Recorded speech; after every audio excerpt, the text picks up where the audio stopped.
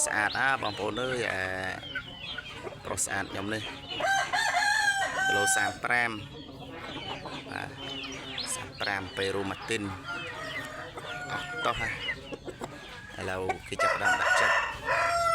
សមជាមួយអាឆេះពី3ជើងមើលដឹងស៊ូបានមកអាឆេះមួយជើងវារកខ្ចីមកដល់តាន់7ខែសុបុលហ่า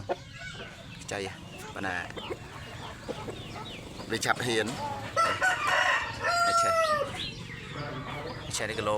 28តោង29មិនស្គមហើយសម្រាប់បងប្អូនស្រឡាញ់អាឆេះនេះខ្ញុំចែក60រៀលជួយដល់អំពេញសម្រាប់ម៉ូចាស់ហើយបើម៉ូថ្មីជួយដល់ផ្ទះបាទដល់គេអាហារហើយអានេះនៅឯម្ចាស់អត់ទាន់យេសម្រាប់បងប្អូនចង់បានគិតថាចង់ប្រកាសវាមកស្បុកពីសិនសោមជើងមែនទេចំណុចម៉ែទេ